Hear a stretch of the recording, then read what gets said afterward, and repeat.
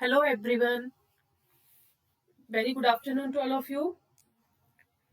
आज जो हम डिस्कस करेंगे बहुत इंपॉर्टेंट टॉपिक डिस्कस करने वाले हैं जो इस समय यूजीसी नेट का बहुत ट्रेंडिंग टॉपिक है और इसमें से एक क्वेश्चन एग्जाम में जरूर देखने को मिल रहा है।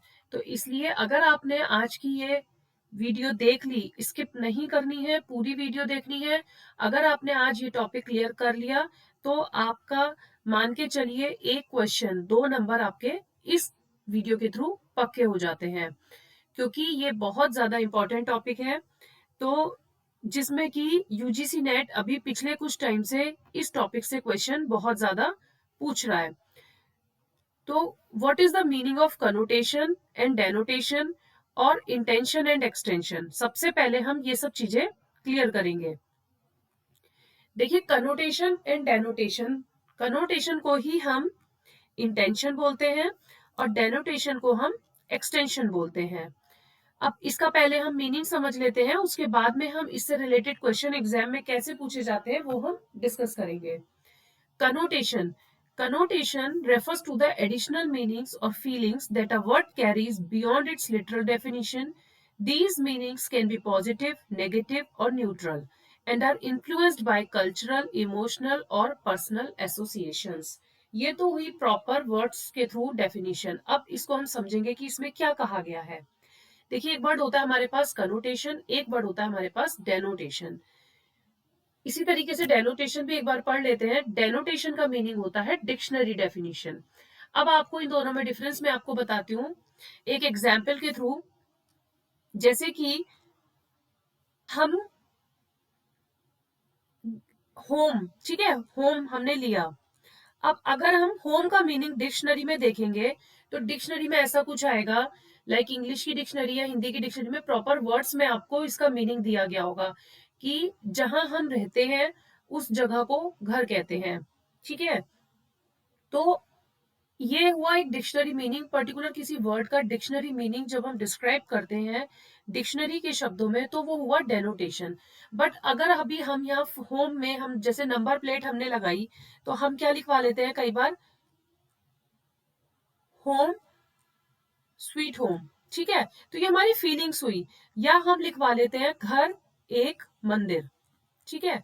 तो हमने क्या करा, अपने शब्दों में अपनी फीलिंग्स के थ्रू जो हमें फील हुआ, जो उस वर्ड से हमारे मन में फीलिंग्स आई, वो हमने जब अपने शब्दों में लिखी तो वो हुआ कनोटेशन। कनोटेशन और डेनोटेशन जब हमने होम को डिक्शनरी मीनिंग में डिस्क्राइब किया। Refers to literal dictionary meaning, बिल्कुल जो डिक्शनरी मीनिंग में होता है, डिक्शनरी में जो डेफिनेशन दी जाती है किसी वर्ड की, straight forward. Explicit meaning, without any emotional, उसमें कोई इमोशंस नहीं होते, कोई कल्चर, किसी कल्चर से वो एसोसिएट नहीं होता। It is the objective meaning of a words, just word का मीनिंग आपको दिया जाता है as opposed to its connotation, और ये कनोटेशन के जस्ट अपोजिट होता है, क्योंकि हम कनोटेशन में फीलिंग्स और आइडियाज ऐसे लेते हैं जो हम जिससे जुड़े हुए होते हैं। जैसे कि मैंने आपको बताया कि home where we live together, या इस तरह से डिक्शनरी में कुछ भी मीनिंग दिया जा सकता है, ठीक है। अब डेनोटेशन को हम बोलते हैं एक्सटेंशन। अब आप इसे कैसे याद रख सकते हैं, क्योंकि कंफ्यूजन हो जाता है कि इंटेंशन किसे कहते हैं और एक्सटेंशन किसे कहते हैं। कनोटेशन का मीनिंग हुआ इंटेंशन। देखिए, इंटेंशनली हम कुछ बोलते हैं सोच समझकर, हम कहते हैं ना कि ये हमारी ऐसी इंटेंशन नहीं थी, हमने ऐसा नहीं सोचा था।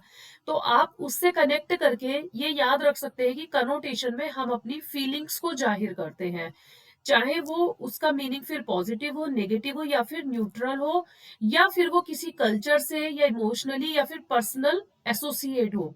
तो जहां पर जिस जगह भी किसी वर्ड को हम फीलिंग्स के साथ जोड़ देते हैं वो कनोटेशन कहलाता है। मींस हम कहीं ना कहीं किसी इंटेंशन में बोलते हैं, कुछ भी अपनी फीलिंग्स को कुछ इंटेंशनली जब हम कुछ जाहिर करते हैं तो वो कनोटेशन होता है। तो इस तरीके से आप याद रख सकते हैं, इंटेंशनली हम कुछ बोल रहे हैं तो वहां हमारी फीलिंग्स आ जाती हैं। तो इस तरीके से आप याद रख सकते हैं कि इंटेंशन को हम कनोटेशन बोलते हैं। डिक्शनरी मींस जो हम मन से नहीं बोल रहे हैं, मीन्स हमारी फीलिंग्स नहीं होती, जहां पर जिसमें हम डिक्शनरी एक बाहरी शब्द का यूज कर रहे हैं।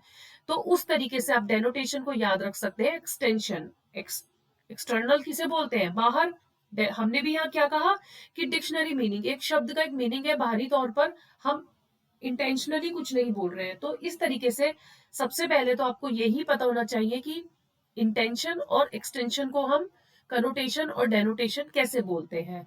ठीक है, अब हम आते हैं अपने क्वेश्चन की तरफ जो कि एग्जाम में पूछा जाता है। Very very important topic for exam point of view, UGC NET examination. Arrange the following group of terms in order to decreasing intention. अब देखिए, सबसे पहले आपको ये समझना होगा डिक्रीजिंग इंटेंशन क्या होता है, इंक्रीजिंग इंटेंशन क्या होता है, ये डिक्रीजिंग और इंक्रीजिंग एक्सटेंशन क्या होता है। ठीक है, बिल्कुल सिंपल तरीके से हम समझेंगे। देखिए, हम यहाँ पे लिख लेते हैं, हमने लिखा है यहाँ पर इंटेंशन,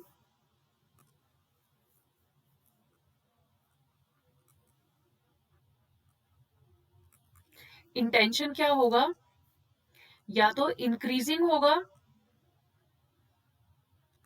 या फिर डिक्रीजिंग होगा। ठीक है, ऐसे ही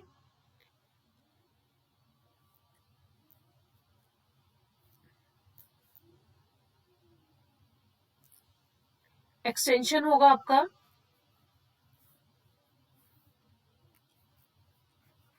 यहां हम लिख लेंगे इंटेंशन, या हमने लिख लिया एक्सटेंशन। ऐसे ही एक्सटेंशन में इंक्रीजिंग लेंगे हम, एंड देन डिक्रीजिंग।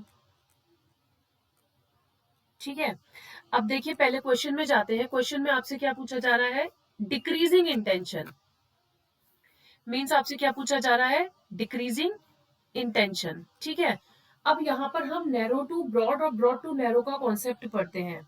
आपको एक वर्ड सिर्फ याद रखना है, आई बी एन।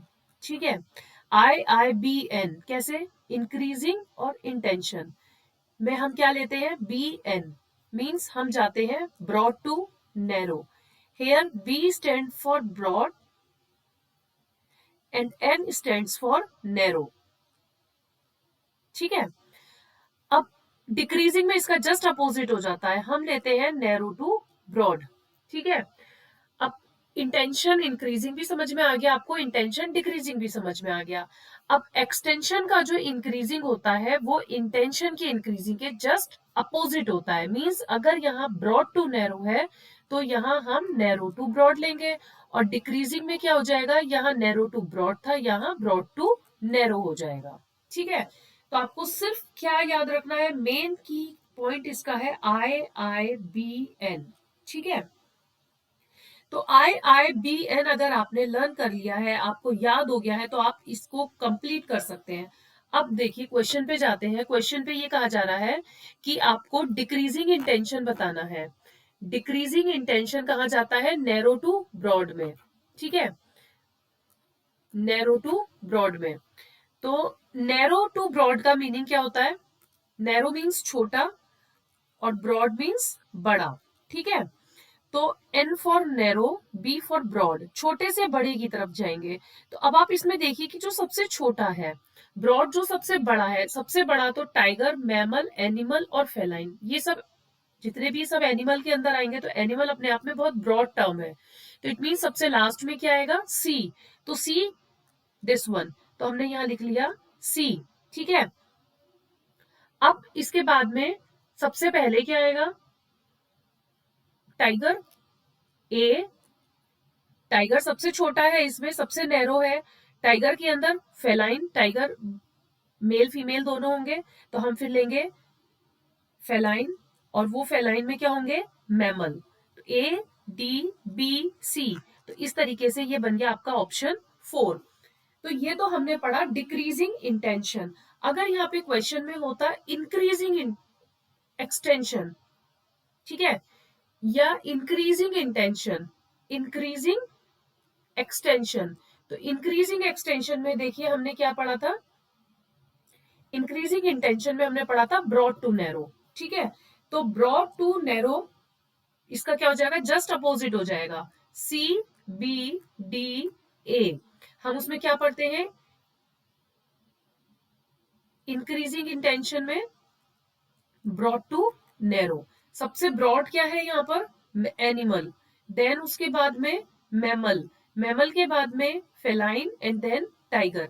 तो CBDA इस तरीके से आपका आंसर हो जाता है यहाँ पर 1।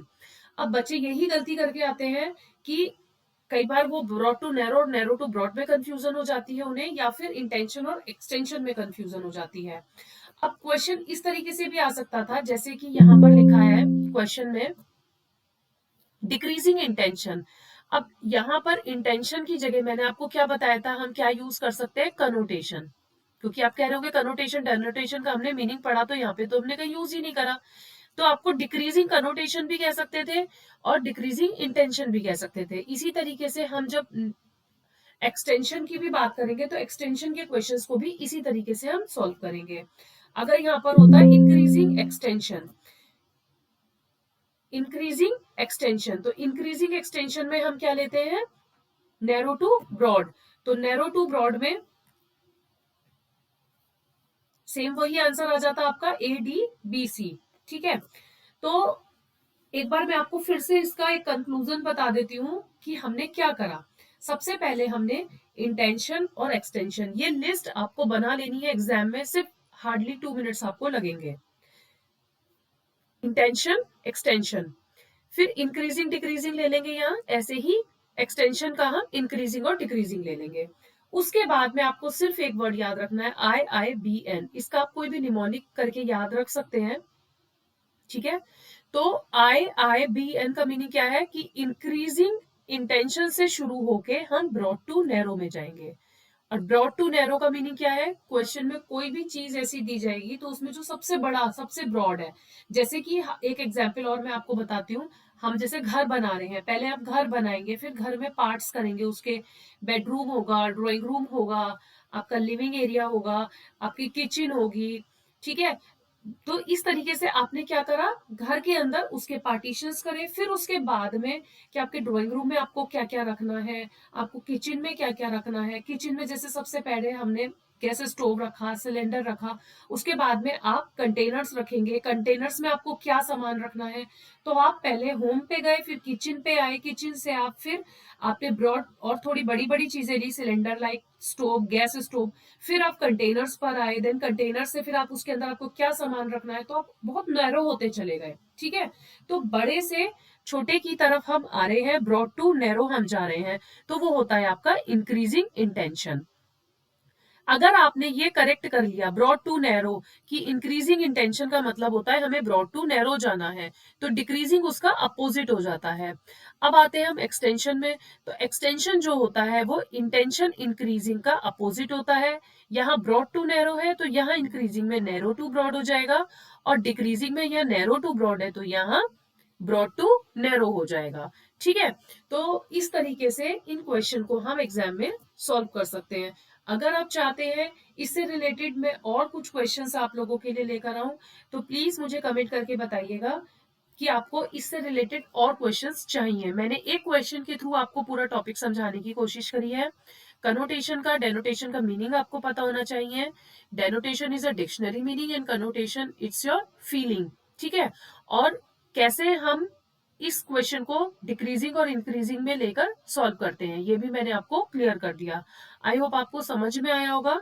आपको वीडियो पसंद आई है तो लाइक, शेयर एंड सब्सक्राइब जरूर कीजिएगा। नेक्स्ट वीडियो में मैंने आपके साथ कल एक DI का क्वेश्चन सॉल्व किया था। नेक्स्ट वीडियो में मैं आपका एक DI का नेक्स्ट कॉन्सेप्ट लेकर आऊंगी, जिसमें हम DI का सेकेंड क्वेश्चन सॉल्व करेंगे, सेकेंड मेथड सीखेंगे और सेकेंड कॉन्सेप्ट क्लियर करेंगे। तो ये वीडियो लास्ट तक जरूर देखिएगा, इससे आपका एक क्वेश्चन पक्का हो जाएगा, इससे रिलेटेड एग्जाम में क्वेश्चन जरूर बनेगा। तो वीडियो पसंद आई हो लाइक, शेयर एंड सब्सक्राइब जरूर कीजिएगा। Thank you for watching.